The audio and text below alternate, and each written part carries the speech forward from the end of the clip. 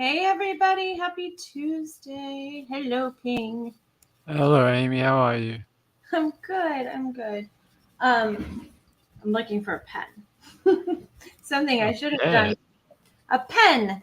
Oh, not a pet. I was like, why would you be looking at a pet? Well, I would like a pet too, but I'm looking for a pen. I'll just have to deal with a Sharpie for tonight, which is just fine. Um, I'm still a little salty tonight. I'll tell you guys. I was responding to an email Ping sent me the other night, and I said, I apologize. I'm being a little salty. And he said, well, you've been like that for about a week. I was like, I love that you could just tell me that because it's the truth. I don't know what my problem is. I have some ideas. Like, I mean, there's like what goes on in your like personal life, but also this is not the true crime community that like I started out in. It's just not. And I think it's really bothering me. Have you noticed like a climate change ping? I think it's become more fractured than it used to be. It's not as cohesive as it used to be. It used to be like if you were into true crime, everyone kind of ran in the same circles and was kind of together on the same things. But now you have like these people over here and these people over there, and maybe these people don't like these people and they don't associate with this person. It's getting so complicated. It is, and it's weird because when it first started out, it was kind of like this niche thing, and now we have people realizing like how big it is, and so whether you're a network or being an entertainment network or a news network or um, maybe you're a somebody like a little bit more high profile, an actor or something like that. Like there's all the community that everybody made fun of is now the community they want to be a part of, and they're coming in here like they own it. And it's weird to me. Um, like I'm very accepting of the change, but it's kind of like we started this club, and you can't come in and just like change our rules. Like I don't know why it bothers me so much. It just really really does. And then there's that disconnect between law enforcement and social media, and it's you know I have to say this every single time. I know it gets old, but it's important. I do support law enforcement and I respect them, but you know social media has become a way, and not always a great way. It's not always executed properly, but a good way to establish some checks and balances and accountability with law enforcement. And I think they're seeing the power in it, and instead of changing their ways or accepting some of their shortcomings, because we all have shortcomings and every agency has shortcomings, it is met with rebuffing us. And um, and I think I'm speaking primarily right now about, have you seen, I mean, we haven't been here in a week. Have you seen everything that's happened in the Kylie Rodney case in the last week? I have not. I have been so off kilter and away and doing stuff. Yeah. I just haven't seen anything in the past week, to be honest. It's crazy. So um it started last week. There was a diver with a kayak, like a um Oh, I know about this guy, the guy that found the laptop thing. yes, Oh, I found a know about laptop, yeah, and a bunch of other things. And depending on who you listen to, couldn't get law enforcement to come out to retrieve these things. And then, finally did, and was met with some what sounds like animosity. Um, Nevada is still waiting on toxicology, but there's all this, and when I say Nevada, Nevada County Sheriff's Office, who is in charge of the case now. Um, People people want answers. They're always going to want answers. Law enforcement doesn't always answers, but what they could do to make things better is make a general address like we're working on stuff, or we're aware of, or we should have something along those lines, and they're not. Yeah, we And said that last show that would be a good idea for them to do that, and it's been 2 weeks, and nothing has changed really. no, nothing. And then we fast forward to this weekend, and they had Kylie's celebration of life ceremony. I don't know. I'm looking in the chat um, to see who watched it. And I just caught Algo's comment. Hold on. What is this? Is that I'm intrigued. You say, as a fellow Chilean, Zulema being Chilean and claiming to create earthquakes checks out completely. Do you know that there's a joke in my little circle that when anything goes wrong, we say, "Damn you, Zulema!" Like anything, like the love bugs in Florida, or oh, I gotta apologize to you guys, like up front tonight. My lighting's weird, and there's going to be a humming. I have my fan on because we have not had AC in our house since Sunday night, so it is quite It's like scary. someone just plays, like, bingo with your, facilities. It's like 1 week it's this, and the next week it's that. It's like I know Chris and I were saying the same thing, and I love my husband, but um, I was like laying in bed last night, and he's got to like watch his salt intake or something because I swear all I could smell was like salt and quinine. He smelled like olive juice, and I was just like, ooh. And and I kept having to like I had this like true crime program in my head. I was like olive juice, and I was like stabby, stabby, stabby. Like it was annoying me so bad, and then I had to say it so much that it became I love you, I love you, I love you, and then I was like, okay, go to sleep. But yeah, it's no bueno right now. It's like the heat index and everything else, and um, I think it's happening to everybody. And the issue is that there's just not enough repair people to get out to everybody's houses, and the units are stressing over the heat. So yeah, so it makes I don't for want summer back. We're about to go back into summer, and if people don't know, I haven't told very many people this, but I'm moving now yes. unexpectedly. Um, never thought we were going to, but, when you're renting and you get the call, that's just how it is. But this time we're, like, 100% not taking anywhere that doesn't have aircon. Like, it must have aircon because the summers here get pretty brutal, especially with the La Nina cycle. We Hmm. get so much moisture and it gets really humid, and I'm like, no, this time if it doesn't have an aircon, I'm not taking it. So did you find a place? No, still looking.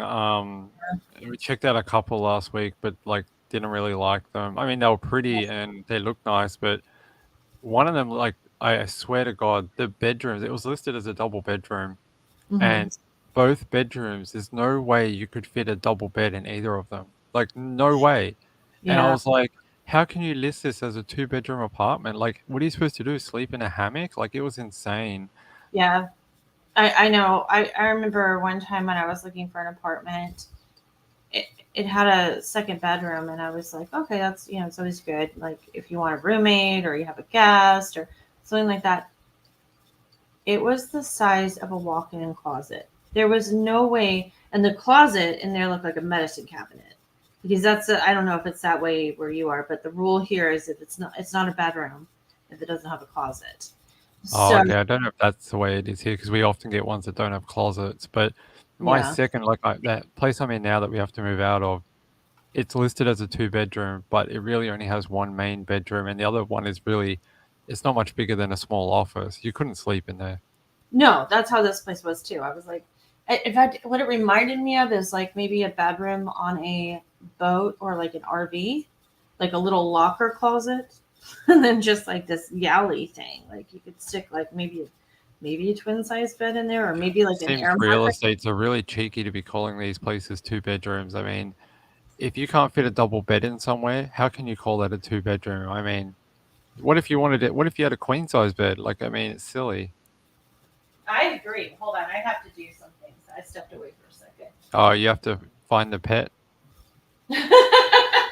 Yeah, I had to find the pet. No, no, I actually, I don't know if you saw it. I hit mute before it hit the floor, but my ring light fell over. So, Zulema. Um, yeah, so you didn't hear the crash. So, yeah. So I had to get up and walk around to the other side of the desk and pick it up the floor. But anyway, they had the. I hope you find something soon. I do. I know that's really stressful, and I've been thinking a lot about you and Mrs. Ping, and moving unexpectedly is it moving up on that list of major stressors like divorce, death, Marriage.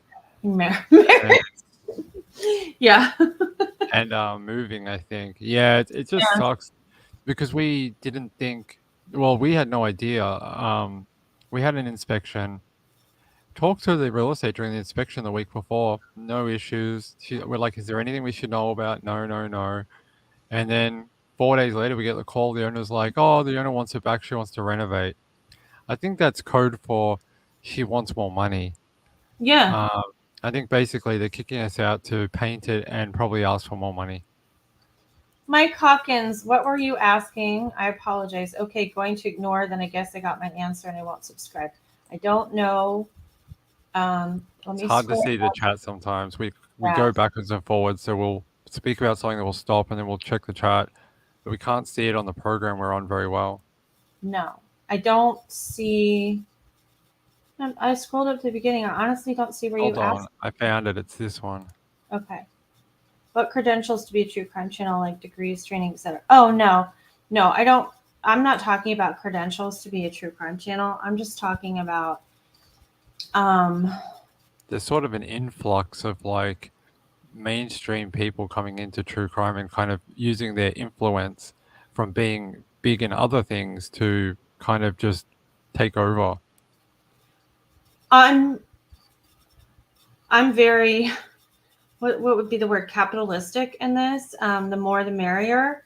Um, I don't care if there's 500 true crime channels or 400. I think in a lot of ways that challenges us and everything else. I think what it is that there are people coming in that there's always kind of been, or at least originally for the OG people. There's I'm not even like an OG person. I came in sort of on that level, I guess. But not as a host, as a mod for a couple other channels. Um, there was always kind of like this code of conduct. It was like we don't go real life, we don't do wild speculations, we don't accuse people of things. We can talk about like what doesn't look right or what doesn't make sense or things like that. I've always been more along I don't want to talk about it unless I have documentation. And I'll give you a perfect example. I don't watch um, a lot of other YouTube because I don't, and I know this sounds terrible. And I have a lot of friends that have channels and stuff, and I want to support them, and I do my best. But um, I'm just like, at least in the last year, I'm stretched really, really thin. So like I'll listen in my car when I'm driving and things like that. So I'm listening. Somebody sent me a video the other day to watch. And so I'm listening to it in my car. And this person was like, oh, I videoed somebody from Kylie Rodney's party, or I have interviewed somebody. And she said that, Kylie was drunk at this time. And but then she left, meaning the girl she interviewed, the girl that she left at like 11:30. She's like, so we know now for sure that Kylie was at that party at least until 11:30 at night and still walking around. And I was just in my head, I was thinking, but you don't know. Like one person told you that. Like you don't. That's not how. It's not how this works. It's interesting. You can say have an interview, but you can't build the rest of your program off of that being a fact. And maybe that's my own issue. But the other thing is the going real life stuff. You don't go knock on people's doors. You don't go. There was a time during the Vallow case early on where there were some people in the true crime community trying to look through Melanie Pulowski's windows. Okay, and then taking that video to YouTube. Like, you don't do things like that. You don't do things that get other people in trouble, put yourself in danger, it might affect a case. Like, I think one night they'd left their garage door open and there were literally people like stepping into the garage, like trying to look for clues. That's Yeah, like, that's too far. I think even visiting the house, unless, like, no. you've been invited there, it's something you should just stay away from. Like, you're not Cluedo. You don't have, unless you have a private detective's license or something, or you're a investigative journalist, like a real one. I mean, yeah, I Yeah, but think people taking it too far. Like, I mean, I agree with you. I agree with what you just said, but let's just break it down a little bit more. You don't even have to be like a real investigative journalist to write a story or to produce a video or something like that. But a real investigative journalist wouldn't be rifling through somebody's garage. Am I correct? yeah, well, they have a code of ethics that they've got to uphold, and that's Right. what's missing from the true crime scene, especially on the YouTube, TikTok type of, online. There seems to be a big split down the middle of people who kind of follow more of the journalistic ethics and ethos, and then the people on the other side who are kind of just a bit more like, oh, well, I'll just do whatever. And I think it would be nice if the entire community, not just us, but other people too, could come together and try and figure something out where, there could be some sort of set of standards where everyone could kind of not agree to or anything, but just kind of be like, oh, those are good practices to look at. Yeah, I agree. Um, you're not rude, Mike. This is a new channel. We both have other projects on YouTube. This is a new channel for us, and we're building it, and it's a little bit different than what we've done in the past. We're more conversational and less like presentation. So that's fine. Yeah, we do. We're right in the middle of 300 subscribers right now, and we're trying to work to our 500, um, and we'll do it. And we're building it and We've whatever. had But a couple of hiccups. Some is from us, some is other things, but we'll get over them and yeah, we'll keep building. yeah, exactly. So anyway, yeah. So the since you guys brought it up, I see. Um, I saw. Oh yeah, PB&J and Penguin are talking about the Kylie Rodni Celebration of Life live stream, and I didn't watch all 8 hours of it. I watched I watched it at, like, where you can, what do you call it, like, is it just when I sped it up? I Oh, watched yeah. it like two Was it times. a family that did it? They did the memorial, or was it done from a third party? Well, it was the family, but it was the same woman from, I believe it was the Truckee Merchants Association. She like organized it, and it was nice. I mean, they had some of Kylie's artwork out, a lot of photos of her, and a very nice slideshow. Um, some what else did they have? Some, like, they had like her markers or colored pencils out there, some of her writings, um, you know, but I her don't meal, tend to watch the memorials, to be honest, Amy. I feel like they're very personal to the family, even though they're supposed to be for like the surrounding area or anyone who knew her or worked on the case and that. I feel like every time I watch one, I feel like I'm like prying into something very personal, and mhm, I'm not a huge fan of them. right. Well, and I understand that. I am gonna just because I want your reaction. Oh yeah, you can show it. I'm just saying that's how I feel about them. I'm obviously not gonna show. We're gonna be here for 8 hours. Yeah, 8 hours. I'm sorry. I just looked.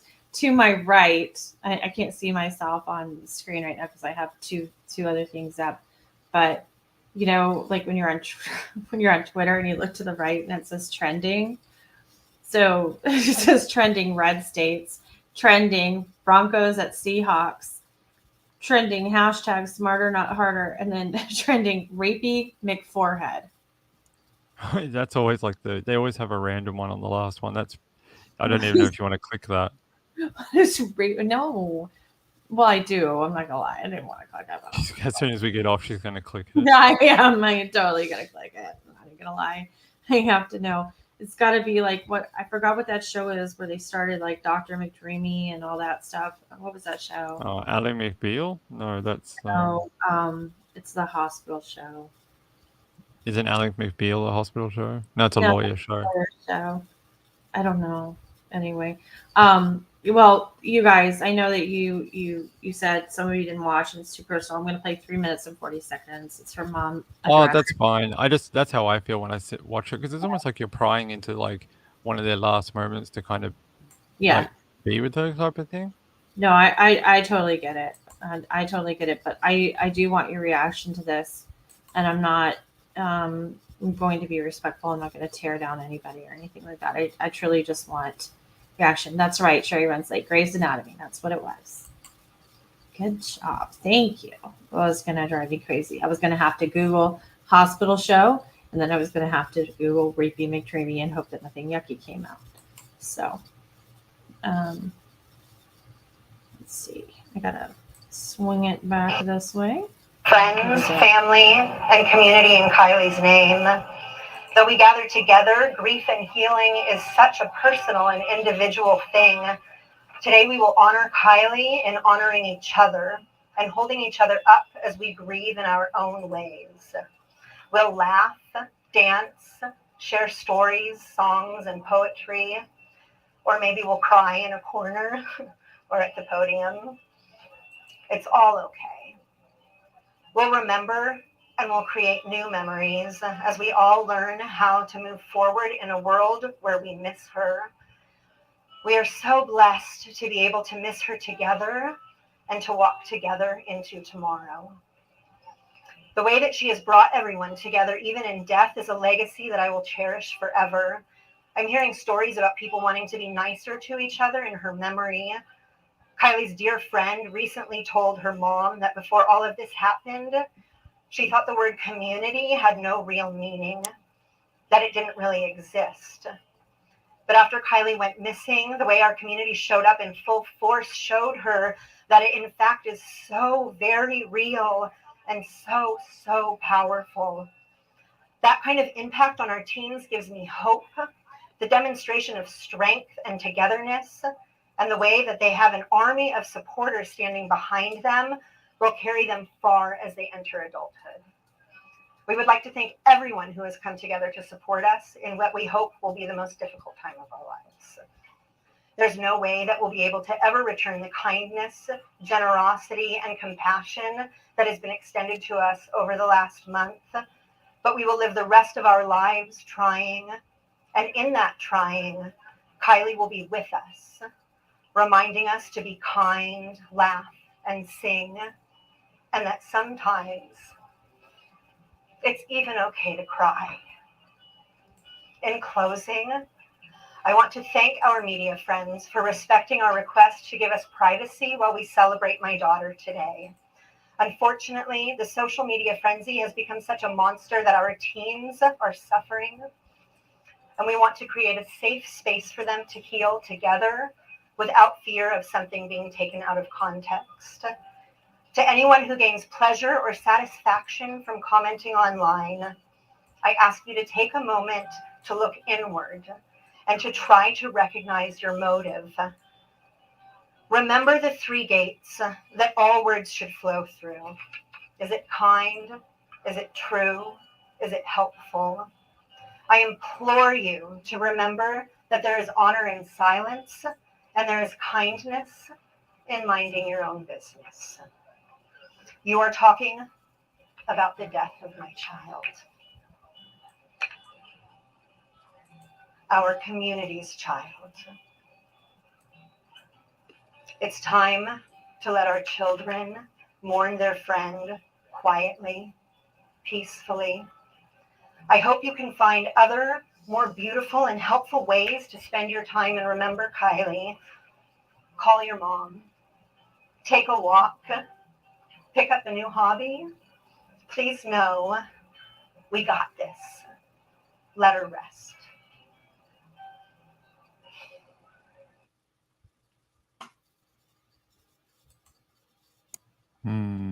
Okay.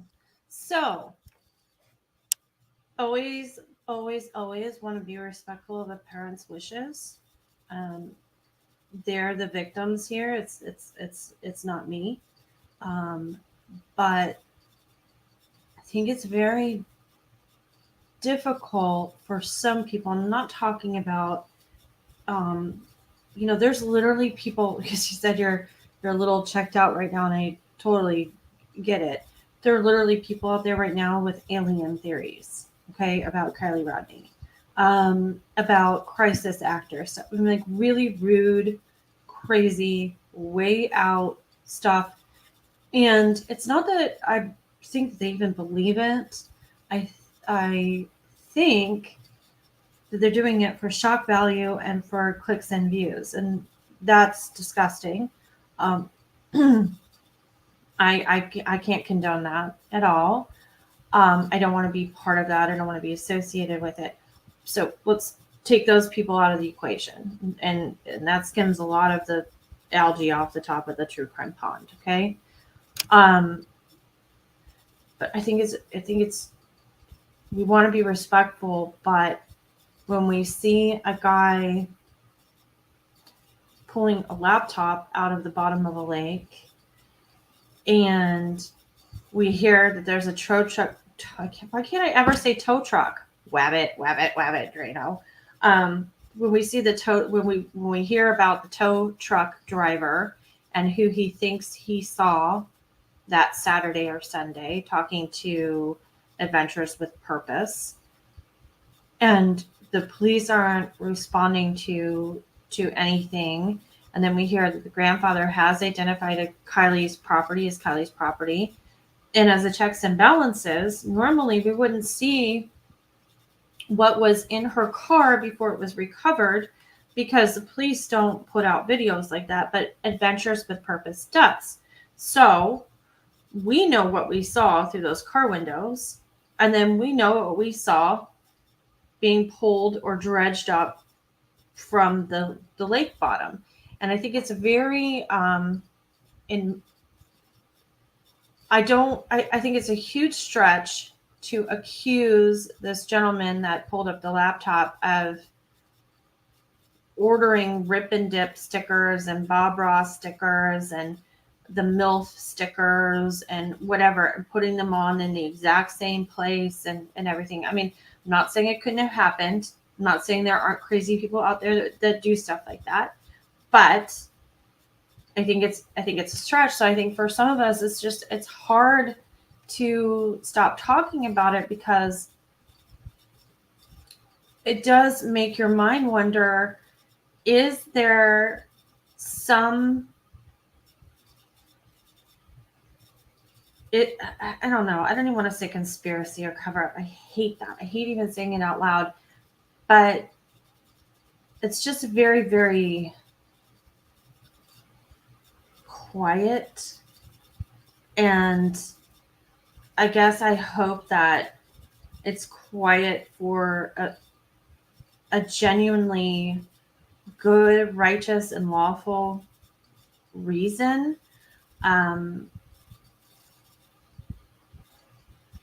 Some of her statements, I understood them, and I understood her saying, like, let her rest, like, let's stop, let's let people heal, like, I'm her mom, I got this. I understand. I do. I understand and I respect all of it.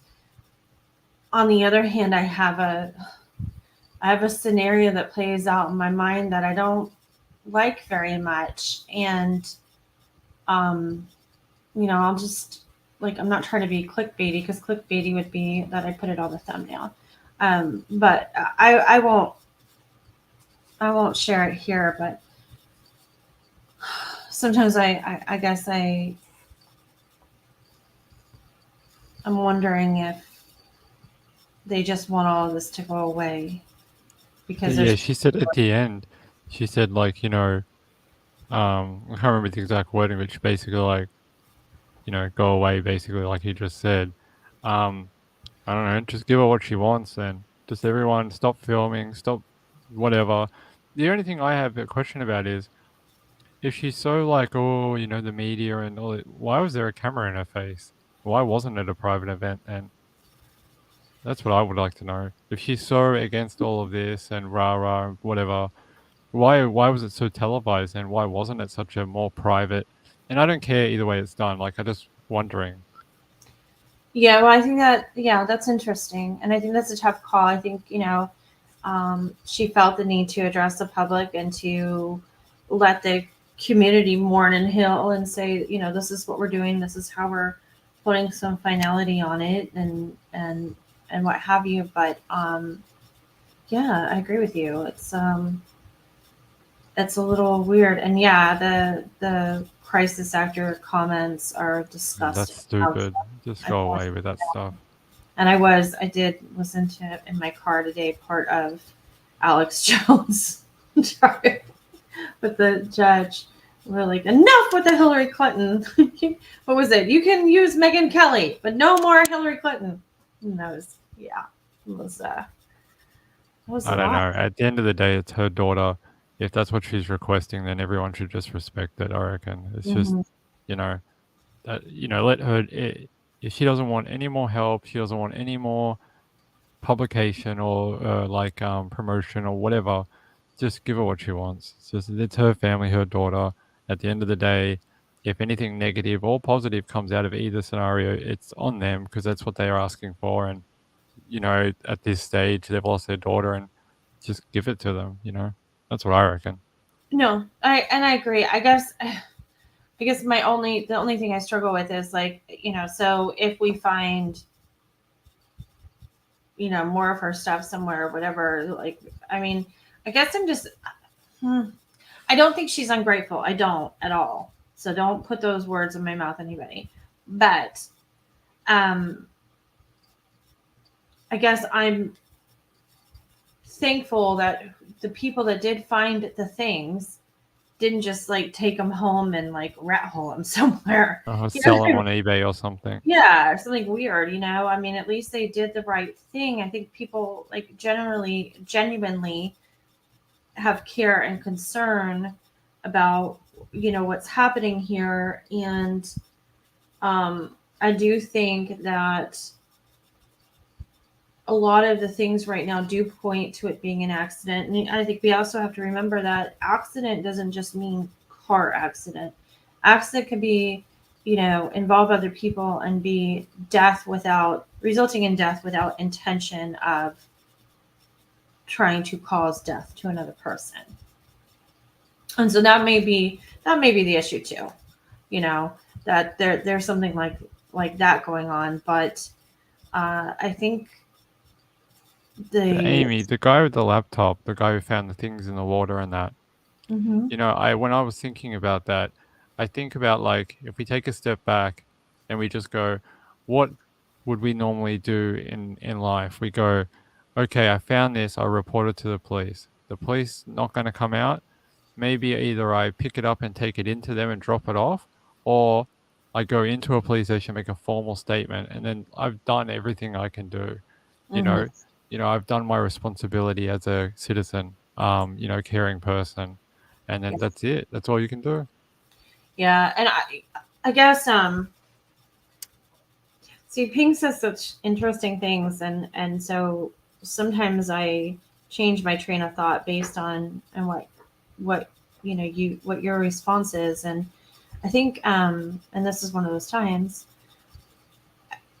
One of the things that bothers me is that, and I understand it, when people don't have faith in law enforcement, they try to find a way to document what they're doing publicly so it can't be covered up, right? So, like, for instance, some people believe that when Adventures with Purpose was talking to the tow truck driver on camera, it was because they had heard the story about the tow truck driver, but the police hadn't mentioned it. And so they wanted it on tape. Like, we know, like, it's out there. We know. So now it can't be covered up. I'm not saying that they were accusing them of covering up, but this is what some people believe to be true, right? And that is a plausible scenario. So you find this too with the people recovering items and artifacts. They're documenting their process, they're live streaming so people can see them doing it, so that they're not accused of being a hoax or anything like that. And I think that could be valuable. And I think the world needs, whistleblowers and checks and balances. And I'm not like, I have no issue with that at all. The thing that can be weird about it is that it's causing further animosity with law enforcement. Like, I feel like there's an opportunity to work in tandem the way Adventures with Purpose did. I don't think, I mean, let me just ask you straight out. Do you think that Kiely would have ever been found if AWP had gone out there? That's hard. I think, yeah, probably, but I think they did it quicker. Yeah, I think so too. I think because the water has receded so much that, the car would have become obvious. But I think someone would have spotted it eventually too. Didn't someone say that you would have, with how clear the water is, someone would have seen the shininess from the sun on the metal eventually? I think I saw someone comment that, where they said because of how clear the water is and the sunshine, that eventually someone would have picked up that there was a metallic object quite large under the water. So, yeah, I mean, he, like, maybe yes, maybe no. I don't know, but it's this push over, law enforcement, like, we got this, and I get it, like, you do, and you don't have to tell us everything. But then people worrying that, like, oh, I gave a tip or I gave you something, and, like, you've never said anything about it, or you've never, and it would be, it would be within protocol for law enforcement to tell you that the last place somebody was seen is here, when actually there was one more sighting. It's a way to tell if people are telling the truth or not. And so then it begs the question, like, should we be documenting this stuff and putting it out on YouTube? Are we doing what we say we don't do? I mean, I don't do stuff. Amy, if this ends up being just a tragic accident, does any of this actually ever matter anymore? Like, does any of this in the end matter? It doesn't really, does it? Because she died from an accident, and all this stuff that's happening now is just prolonging the pain for the family by keeping it public and hyped up. But we don't know, like, because the cops are not saying. Again, maybe if they did say something like that, people would drop it and just be like, okay, maybe that the family would get what they want. That's everyone would walk away.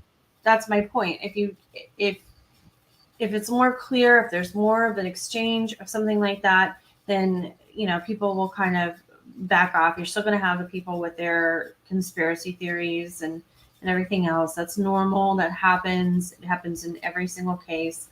But they are literally creating when I say they, law enforcement is creating a scenario with themselves that, like, there is a whole group of people that no matter what they come out and say now, because of the way things have been handled, that they're not going to accept that it's an accident. And at this point, because they haven't said anything, people are going to be collecting things and documenting things and whatnot, because you can't just assume that it's going to end up as an accident if you're not. Do you know what I mean? Like, oh yeah, I think when you look back though, Amy, we've followed a lot of these cases over the years, and you see some departments that are so good with they take their job when when an incident or a missing person or a murdered person, doesn't matter.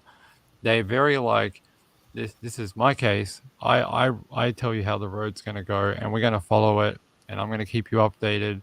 And they take full control of the whole situation, and they kind of help control the narrative. You know what I mean? They're like, oh, a journalist will ask at the end, oh, what about X, Y, and Z? And they're like, don't talk about that rubbish. It's stupid. It's not even involved in this case. And then it kind of cuts those kind of rumors off because the police are so adamant. But I feel like you're not seeing that type of leadership here on this case. And it would be nice to see a bit more forward-facing leadership, not just for the family, but just so people like can stop with the conspiracy theorist rubbish. Yeah. Just stop, because it's gross. And I'm not a big, even when people put themselves out there, like they're not sought out, like they step into the spotlight, maybe not realizing what exactly they're stepping into. I don't think it's cool to use people's names and make accusations at people either. It's just not like it. Until there's an arrest affidavit or something like that, we can say like, oh, that statement's kind of sketchy, but like all this, I don't even want to repeat what I've heard because I don't want to perpetuate it. Do you know what I mean? Because that makes me part of the machine. But you all know what's being said. You all have heard the things being said about other people in this case, other friends, other whatever. Yeah, I mean, this could turn out to be something that was a horrible accident that should have been reported at the moment. Because there are teenagers involved, it wasn't. And we want to move past it because we feel like, these kids or these young adults deserve to be able to. Kylie's gone. We can't bring her back. It was an accident, and they deserve to be able to honor Kylie by living a productive life, because there was no ill intention. That might be really what happened. There was just an unfortunate accident and wasn't reported. That really could be the crux of it. And if that's the case, then, like I said, Kylie's loss can never be made up, but maybe her life can be honored in the productivity and potential of other people's lives. Like, let them go on and live theirs. So anyway, Glowing Ember says, off the subject, but have you ever wondered if Letitia has measured herself and her window lately just to lighten the mood? Oh, we'll talk about that another night. Yeah, because I just imagine her sitting in her cell with like hundreds of jars of peanut butter, like stuffing notes into each one, hoping one will get to someone that can help her. yeah, because she's got her own, and she's sort of on the Lori Vallow plan right now, as far as like incompetency and things of that nature. So that is a whole nother subject, but it did make me laugh. Oh, that's okay, Peekaboo Cockatiel. She messaged me the other day. She was worried about us. She's very sweet. We get a lot of people that message us. So Amy, what someone's bringing up an interesting point. They're saying they're adults in America because of your weird age laws over there. What do you consider an adult over there? Is it 21 or 18? it's 18. 18 is adult in the eyes of law. 21 to do things like purchase cigarettes and alcohol. But at 18, you vote.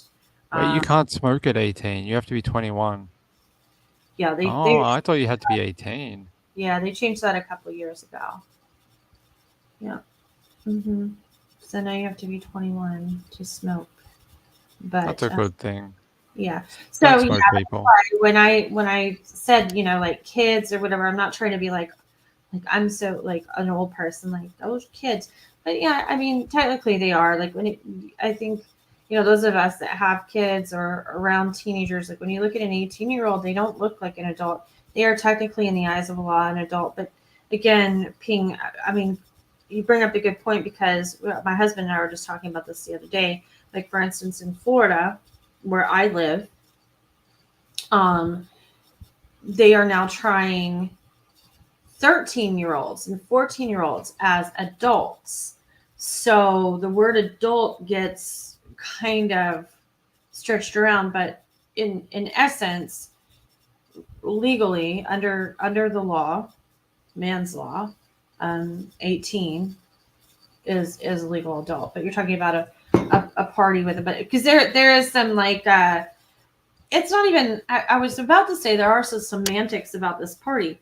It's not really semantics. It is what it is. But people are saying, well, there were 18-year-olds there, and Kiely was not 18, so therefore they were contributing to the delinquency of a minor. Well, yeah, they were, but they were also drinking underage too. I think So when you have kids of that age, they tend to have like a small age range that they socialize with. So say if they're 17, they might hang out with like 16, 17, 18, maybe 19.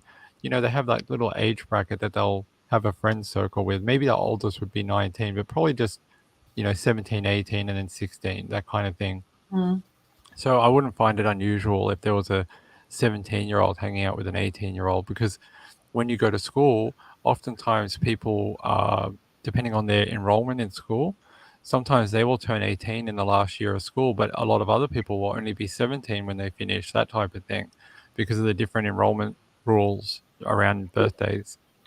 right, yeah. I mean, it's hard. There's a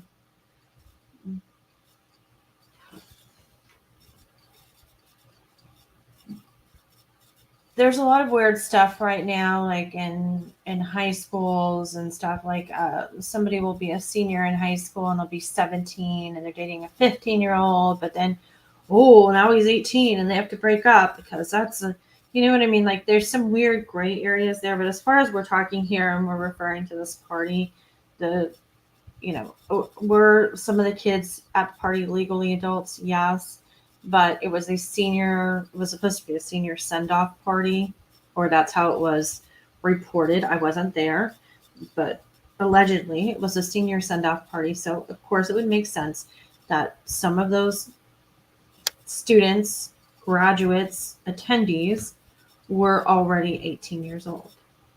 So I think I must be old school, because when I was younger, all those years ago, now I'm an old man. No, I'm not, but still a while ago. Um, a lot of the boys had rules about dating girls, because they were like, you can date your same age or a little bit older or like a little bit younger, but not like by 2 years. I think that's, ugh, that's pushing some boundaries. At least that's how I view it. But maybe the kids these days are like different about it. But I think if you're 17 dating a 15-year-old, that's a bit, you got a yeah, little bit of irkiness going on there. yeah, But when you're an adult, people date people like they're 30 and he's 40, and you know, yeah, even yeah. worse, some guy's like 80 and he's got a like 35-year-old girlfriend and stuff, knocks her up. That kind of stuff happens all the time. Well, yeah, I was watching.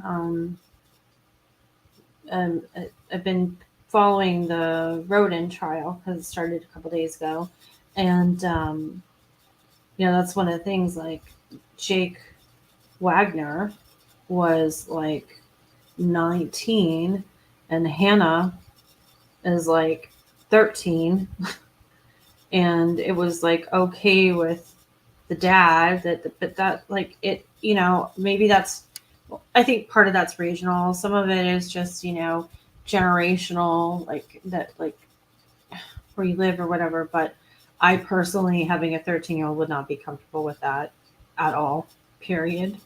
Stop. Don't pass go. I think when they're that age, they should date around their age. Like, it's good for them, it's good for their development and things like that. Because like when it doesn't seem like a lot, but 2 years older, their life experience and things they've gone through are quite different to the person who's 2 years younger, because their lives advance so quickly year to year when they're that age compared to when you're an adult. It's Oh yeah, different.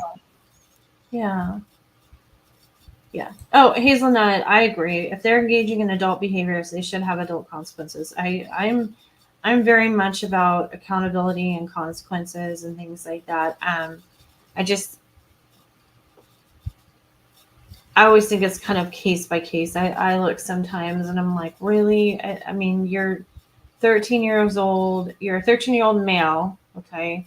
And your brain hasn't fully developed and won't fully develop until you're past 21, and you do something and you're being charged as an adult. I don't, I know there's a time and place for it. I just, like, it, I don't necessarily disagree with it, but it's always kind of like something I have to work out in my head, you know?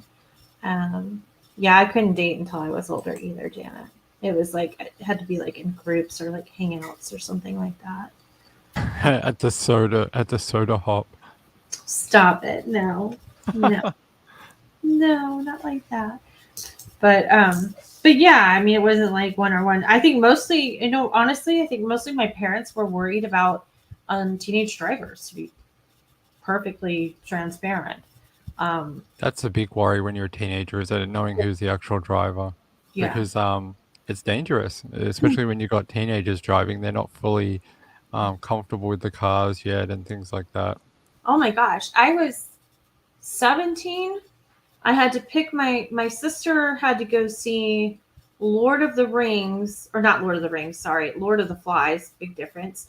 Um Movie for like English class. And so there were like four of her little friends, and my mom had dropped them off at the movie theater and I had to pick them up. They were probably like 14, 15, because they're not like 15, because we have like a year and a half, 2 year age difference. And so I went to go pick them up, and they were like acting like animals in my car. And I got pulled over because of it. Like, they were hanging out the windows and screaming and stuff. And I remember the cop, like, not only read me the right act, but I started crying. And I mean, I was like, I can't, they won't listen to me, which was true, And he, like, yanked them all out of the car. Like, not yanked them, but you know what I mean? He was like, this is, you don't screw around in a car, you don't do this or whatever. So it's not even like out drinking at night or whatever. It's just like regular, like, you're young and you're invincible and you don't think that anything's going to happen, and it's freedom for your parents, and whatever it is. So yeah. Amy, you know what's really funny is the older you get, the more annoying you find young people. Like, Mhm. when I was young, I was like, I'm so cool. I would never find myself annoying when I'm 40. Now I'm almost 40. I'm like, I can't stand teenagers. They're so annoying. Yeah, they can be. When like we go to the movie theater or something and you see them, like, Their behavior is just so over the top and obnoxious, and you're like, ugh. they talk extra loud because they think they're being cool and they want you to hear them, and they want to shock you, and it's like, nothing It's like really. we were teenagers once too. We're not that old. No, but you can maybe not kick that machine, because that's not cool. Uh, yeah, Tracy Walters, the cigarette machines. I remember even when I was in college, they had stopped people using the cigarette machines by, um, you had to like go tell somebody you were going to use the cigarette machine, and then they had the remote. Like, they checked To your get ID. it to turn it on. Yeah. Yeah. Yeah. But Amy, you've never been a smoker, right? No, I have been. Mm-hmm. Oh, you have been. Mm-hmm. Oh, there you go. Secret information. Use it to your Yeah. advantage, people. Yeah. I was a smoker for I like, don't. Yeah. I think I smoked since I was like 13, and Mm-hmm. I was buying my own cigarettes at like 13 because it was. I think Mm-hmm. when you grow up, the stores that will sell to minors, and I Mm-hmm. think it's harder now. But I've been off cigarettes for 11 years now. Good for you. I've been vaping for 11 years, and haven't had a cigarette since. But I'm still getting the nicotine, obviously, from the vaping, but not smoking. And my health has improved like 100-fold over that time. But Yes. it's really is one of the most grossest things. And I feel like I helped a lady the other day. It was an acquaintance of Mrs. Ping. She'd been smoking for 40 years and was desperate to get away from it. And I ordered everything for her. I took her to the doctor because in Australia you need a prescription to order vaping stuff. Oh wow. Um, yeah, I don't. It's a new law they brought in last year, so I helped her get all that organized. I placed all the orders for her and got it set up, and she's now 2 weeks smoke free for the first time in 40 years. So it's That's really, really amazing. good. That is good. Yeah, I think in high school I had my best friend who was like, she was like the girl that, got perfect scores on the SAT, and she was going to an Ivy League school and everything else, and like her and I were really, she would like smoke every once in a while, and so, and then my friend Hillary and I used to buy clove cigarettes. Ugh, they're so gross. Yeah, and we would go out to the beach and hang out with like, people and think we were cool. I can even, I was just telling somebody this the other night. My mom had a trip to DC, and she took Hillary and I, and one night we went out to Georgetown for dinner, and my mom and her friends, they were like lobbying for something. They went out to, like, it wasn't a nightclub, it was kind of like a restaurant that had like a live band or something. My mom caught Hillary and I in the bathroom standing on a toilet smoking a clove cigarette. We got in a lot of trouble. We were like 16. But What was the attraction to those clove cigarettes? It was so gross. They tasted like you had a mouthful of herbs. see, I loved them, but Really? They taste foul. yeah, I used to like them, like when you smoked them and then you licked your lips. Yeah, I don't I can know. still taste it today. I will tell you, I couldn't smoke one now, but every once in a while, like if I go to a concert or something like that and somebody's smoking one, like I get like olfactory, like good nostalgia vibes. I still get, if someone's smoking, the first thing in my head is, oh, it's gross, but I still get the like trigger that I want a cigarette, unfortunately. And I haven't smoked one in like 10 years, but yeah, if I still smell a little bit of the cigarette around, I still get it. Athena said your doctors write prescriptions for vapes, and our doctors scold us. No, not really. It's very difficult here to get. Well, look, okay, that's probably not the right way to phrase that. It's not difficult to get it here, but if you went to a GP, they are not very good at using the current legal prescription method to write those prescriptions. You need to go to like a specialist. If you go online in Australia, there's these specialized doctors who are quit doctors, and they do like an online survey, and you speak to them Oh, via okay. Skype and that, and they will do your prescription for you. It normally costs you a little bit of money, $40 or something, and they'll give you a 12-month script. But yeah, if you go to an actual GP, your chances of getting it's pretty low. They're just not well versed on anything to do with it. But yeah, it's a battle that's going on. I do a lot of outside of true crime. I do a lot of advocacy work for vaping to do with government and legislation and things like that. But yeah, It is interesting because in the States, they will tell us that vaping is worse than smoking in some instances. So, vaping is 97% less harmful than smoking. If anyone ever tells you any different, they are a liar. There well, is there I is a think 100% medical studies out there proving that point. no. I think I mean, it's a problem we have here. Misinformation, yeah. It's not just misinformation. It's that tobacco Oh supports yeah. industry. Did you know that in America, you guys also have issues with anti-tobacco groups who don't want vaping either. They think vaping is harmful to teenagers, and Right? one of the big battles in America right now is they want to get rid of flavoring. Vapes come in like all sorts of Yeah, candy and cupcake and yeah, all they're sorts of trying to do things. that here They're too. trying to get rid of the flavors. Well, I mean, yeah, in America, so there's big battles going on between Yeah, these anti-smoking people. They don't want the vaping either, even though the vaping's much safer, and it's just silly. I just don't get it. yeah. Gosh, every time I see Hazelnut said my dad started smoking at 12 years old, he could never completely kick it. My little brother and I weren't even allowed to get candy cigarettes. I can't even believe that used to be a thing. Like, what do you think about it now? And like candy cigarettes, and then that Big League Chew, which was like shredded chewing gum. Then it came in like a tobacco pouch. Yeah. Um. Yeah. See, Uh, there's a there lot was of a study about that, Glowing Ember. what they mean by that is Mm. in some homemade so there's a type of atomizer called a rebuildable where you can build it with metal, like metal coiling. It was a hypothesis that someone thought that you could do that, but when they actually, I'm pretty sure when they tested it, it was something like if you vaped for like 190 years or something, you might get some slight metal poisoning. Oh no. No one's going to be vaping for 190 years, so you Yeah, know. no, they run commercials here with like a 16-year-old in a hospital bed dying and like say they vaped 3 times. So that was I can't remember the name, Ivali, which was a few years ago, but had nothing to do with nicotine vaping.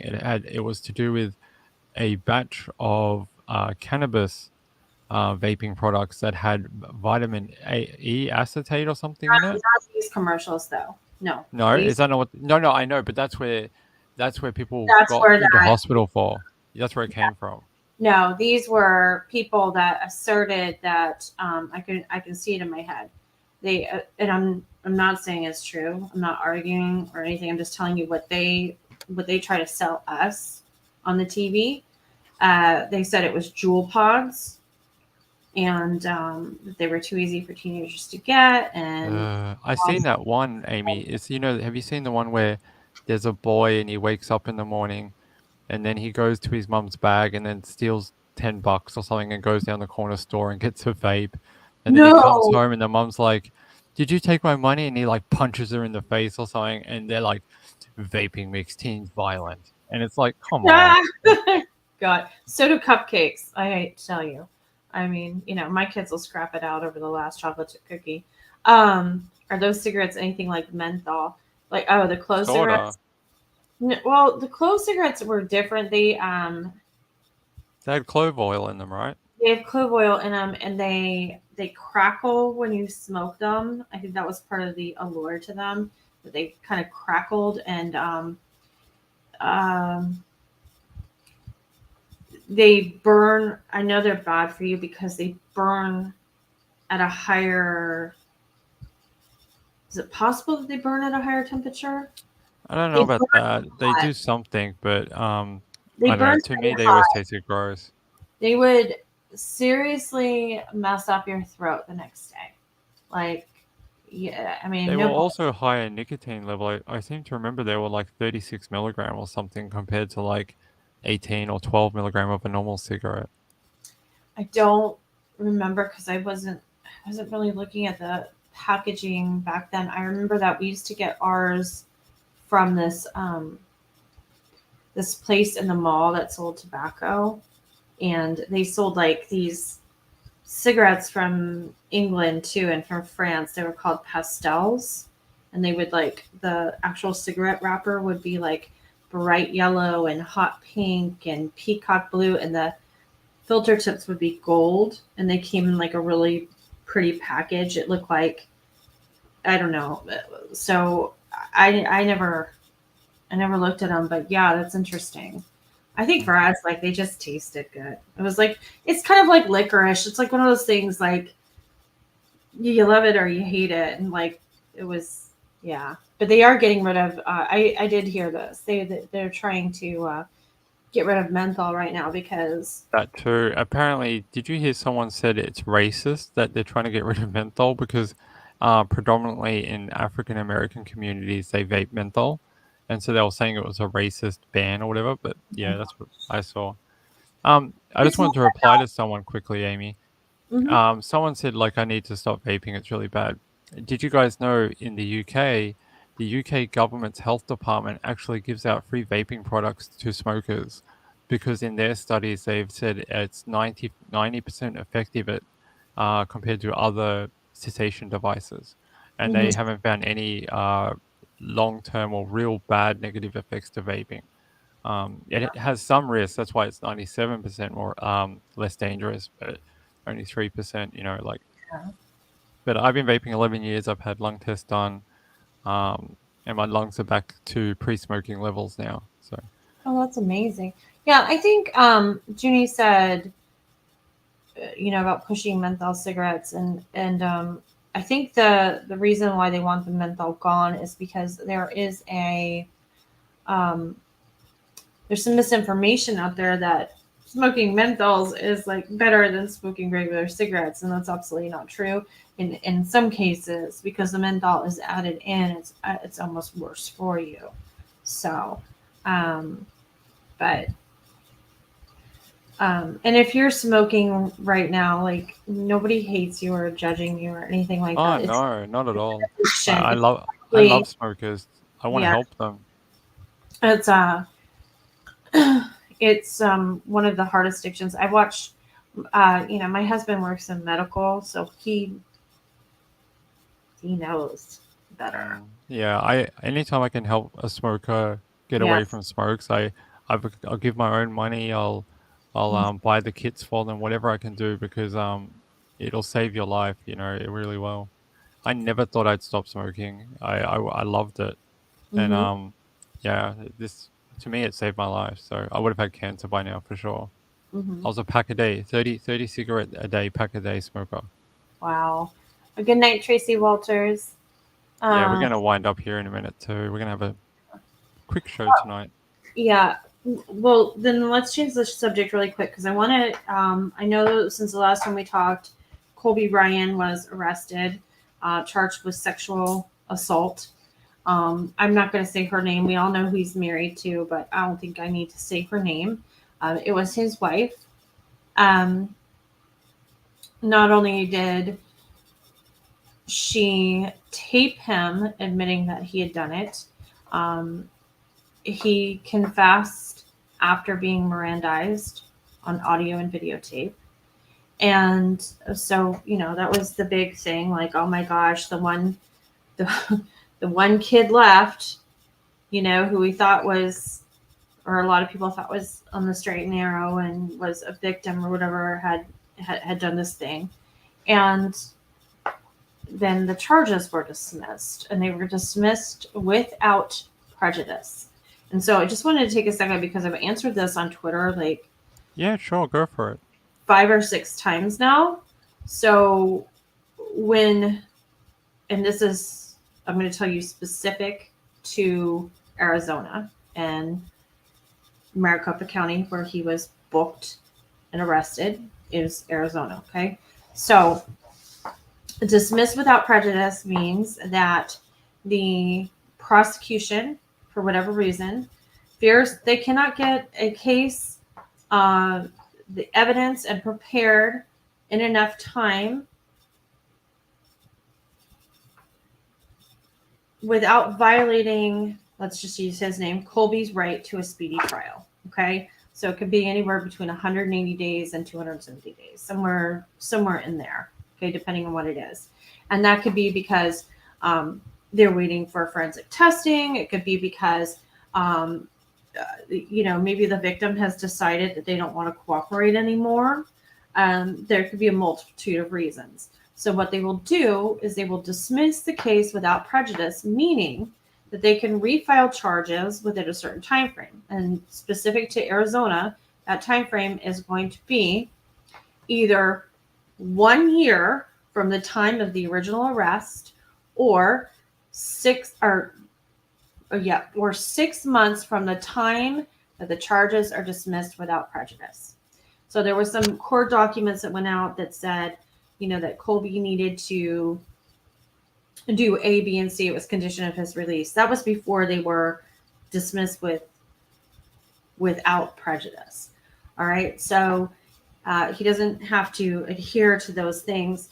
The one thing on there that he should adhere to is keeping the court notified of where he is living, keeping a current address on file, because what happens to a lot of people is that they will move in that time frame, and then they get court papers sent to them. They come back undeliverable, and then there is a warrant put out for their arrest, and they get pulled over for like running a stop sign and find out they have a felony warrant, which is no bueno. So you want to make sure. But other than that, he's not under that. Had the charges been dismissed with prejudice, that would mean that the state could never refile charges and he'd be in the clear. So, yeah, we don't know exactly what happened.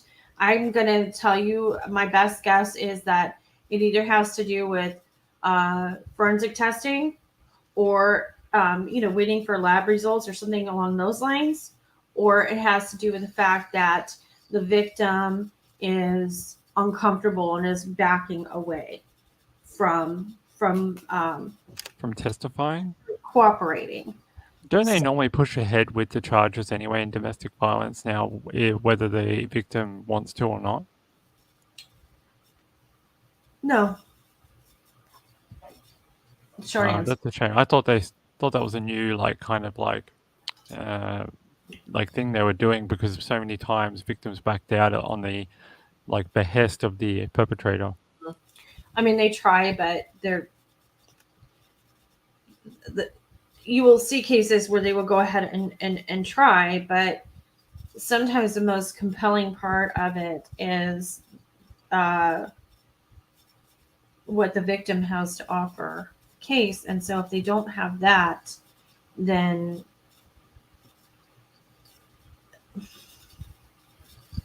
Yeah, then I it's, get what you mean. it's kind of a waste. So yeah, Athena says it depends on the state and the charge. If it's a felony, the state picks up the charges. Yeah. So it just depends. It really depends on a bunch of things. But that was very shocking to see Colby's picture up there the other night. I mean, to some people, they said, they always had some. Colby always sort of rubbed them the wrong way, or there was something about him they didn't like. The other thing I wanted to say was that, there was a time on another channel that I talked quite extensively about the accusations that Lori Vallow, who is Colby Ryan's mom, made about Joe Ryan, who is Colby Ryan's stepdad, but he took his name. She accused Joe Ryan of sexually abusing Colby, and Kiely. Uh, Colby is always, even though the court system believed that these kids were coached and everything, Colby has always maintained that Joe Ryan did victimize him.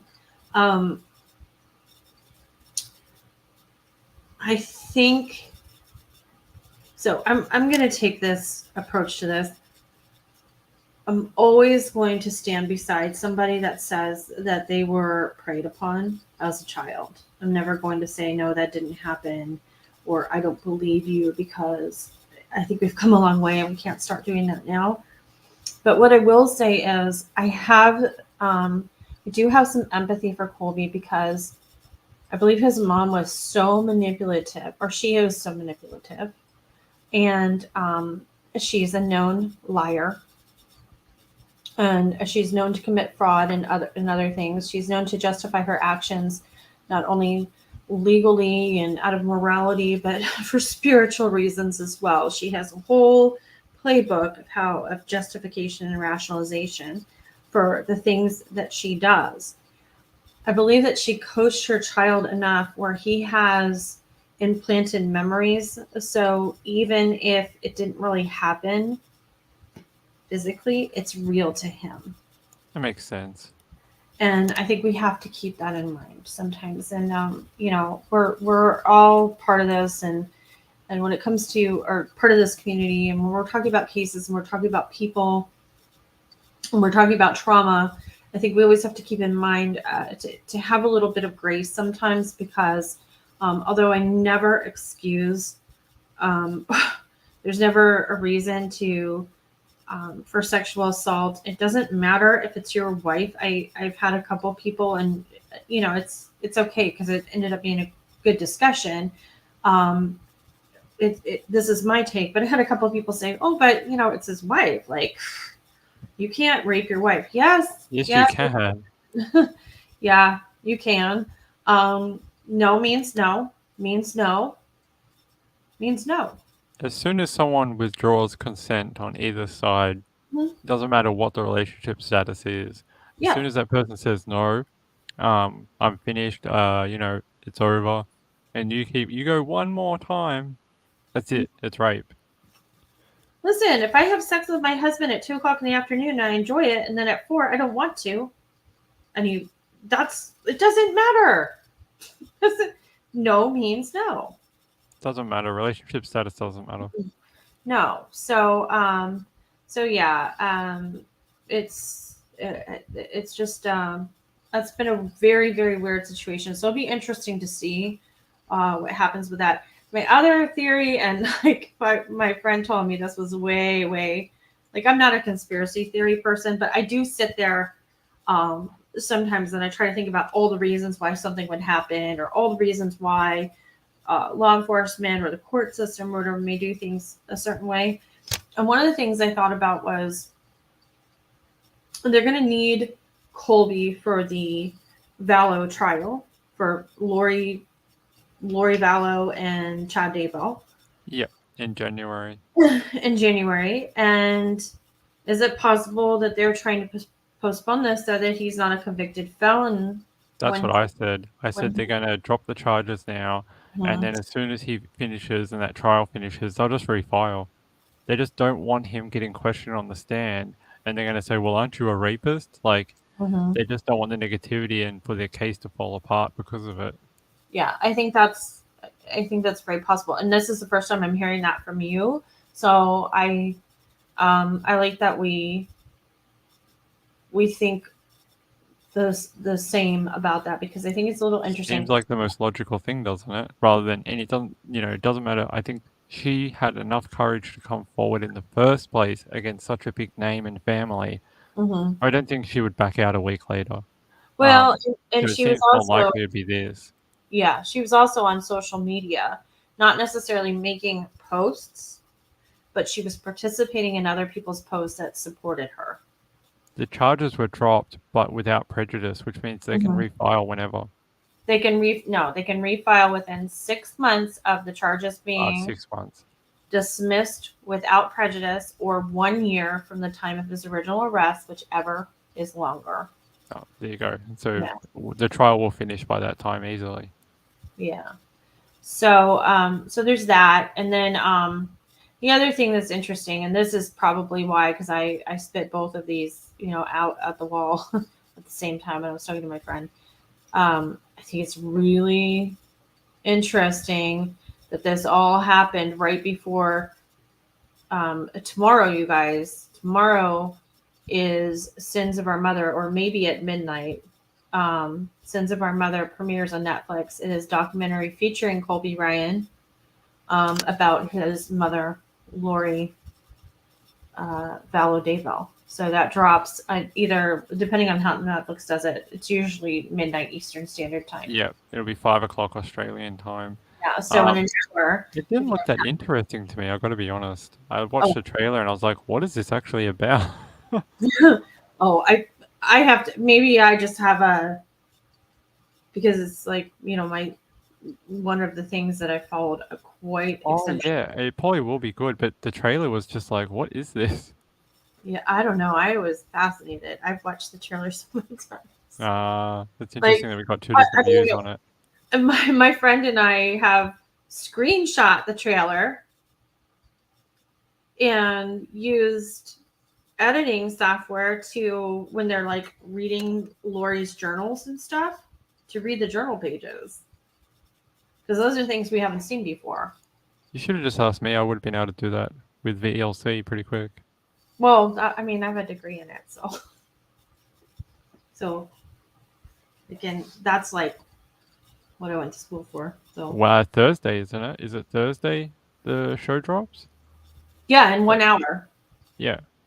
Yeah. So, sorry, that's Wednesday. It'd be Wednesday for you. Yeah, Wednesday for us. Yeah.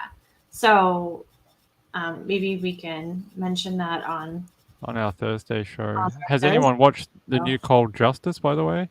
Yeah, I haven't seen it yet. They're really good. We'll do something on Thursday about that.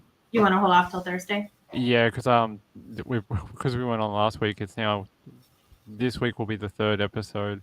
Okay. So we've missed 2, so it'll take a bit to go through those, and we'll do that on Thursday. All right, cool.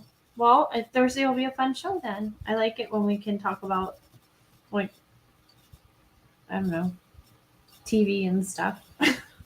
I think it's very interesting the cases that they took this time because if you think about like television and you think about crime shows on television, how many of those crime shows actually end with a real result besides the first 48 or something like that? Yeah. But how many shows actually like try and get a result for a family like that? It's not many, and that's what makes it so compelling. Yeah. Yeah. Um, it's almost like watching like a mini documentary because you get that resolution at the end. Like, those documentaries that take 8 years because they follow a trial or something. Yeah. Yeah. I mean, What's that Netflix show, Amy? That is it Mindhunter it's only got like 3 seasons and it took like a decade to make or something. Oh, no, Mindhunter was about the BAU development program with Ann Burgess and Douglas. Yeah, but didn't they do one season like every 4 years or something? No, because it was like historical. No, but I know what you're talking about. Is it Making a Murderer, maybe? Maybe it's that one. Yeah, there was one of them that they did one season every like 3 or 4 years, kind of like Stranger Things. Yes. Can I tell you a weird thing I do? I have not seen the new Stranger Things and the newest season because I'm always afraid that it's going to be like the very, very, very end. So it's kind of like saving like the little last bite of chocolate cake or something. I know what you mean because they could end at any time. Although they have already said that there's going to be a season next year. Yeah. But I actually watched Cobra Kai, the new Cobra Kai that came out last week. I love that show. It's so good because I'm a big Karate Kid fan. But So funny. I listened know, to. Go ahead. Amy, you know what's interesting though? I didn't like the new Stranger Things. I watched 4 episodes. I haven't watched the rest. Really? Yeah, and I've watched every season up until now. I thought it was boring. I really got to say, it was real boring, real slow. Each episode was like just crawling along, considering they made us wait like 4 years for it. That's fair. I mean, I think about, so I'm not a big TV watcher. I don't have that kind of attention span. And I don't know how to explain it, but it's almost like I don't know if painful is the right word but it is painful for me to sit and watch, like to sit down on the couch and like watch a TV show. Like I most of the time I do better like maybe watching something on my phone as opposed to on the big TV, which is weird. Um, I find it very uncomfortable, and in fact, I will put myself to sleep in a movie theater sometimes because I feel so trapped by the time constraint. It's very, very hard, but there are a few shows that I got into that were like serial shows, like multi-episodic or whatever you call it, and I loved them. I was so invested in them and the characters and the storyline and the archetypes and symbolism and all that stuff. And then I'd hit a season where I'd be like, did somebody die? Like, Did the writer die? Yeah, I've had that too with shows, and I haven't liked the season. But yeah, that's how I felt about the new Stranger Things. I watched the first few episodes, and I was like, this is boring. I mean, I'm sure the final 4 episodes or whatever were pretty good, but yeah, a bit boring. Yeah, I saw the one from Gambler. I'll have a look at it before we come back on Thursday. I know the case, but I don't know about this new development. I'll have a look at it. I do, and we can talk about it on Thursday. And because that whole thing went on while we were gone, as did the night where there was a guy on a shooting rampage, Facebook living it in Memphis, and that was totally scary. It was, somebody sent me that link. I'm gonna, and then we can wrap it up. I'm so sorry, but so I think I'm reading about I'm reading about something else. I can't even remember. And my friend sends me a link and it says Memphis. So I'm thinking it's about, her. And I click on it and it's a Facebook Live link. There was no context. And I feel comfortable sharing this with you guys so you know that I'm like a real person. What I saw was POV, like point of view, shooter point of view. I saw him open the door. I thought it was like a shop and go or a grocery store. It turns out it was an AutoZone. Um, he pulls open the door. You see this man make eye contact with like, you know, whatever, and he blows his head off. And I was like, the fuck did I just see? I was like, oh my, so I was like, what is, you know, like, and then it blew up all over Twitter and I figured out what it was. And I didn't sleep I mean, I don't sleep anyway, but I really didn't sleep. And I was terribly irritable. And we went out to dinner and I didn't even eat the next night. We had the kids and I ordered my food and I couldn't eat my food. And, you know, my husband's been in combat before. And I finally just said to him, I was like, you know, I saw this thing. I wasn't prepared for it. I'm like, I've seen dead people. Like, I've seen autopsies. I look at crime scene photos all the time. I'm like, but looking into somebody's eyes for the last second that they're alive is, and then what I saw, and I said, I know you've been through it and you probably think I'm a baby or whatever. And he's like, no, because he's like, when you're part of the military, he's like, they prepare you, you know that you're going to see stuff like that. He's like, you didn't. And he's like, you're going to have to,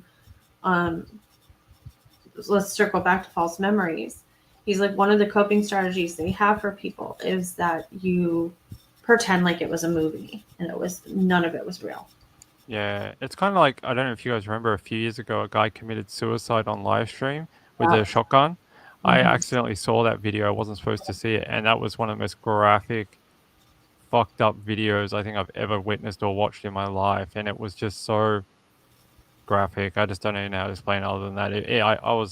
Didn't sleep for a few nights after that. The same as Amy, didn't eat. It was really, really messed with me because it was this dude's last moments on Earth, and it was just so graphic because he used a shotgun in his mouth, and it was just, it was graphic. Anyway, I really have to run because I've got a house inspection at 2. So, love you guys.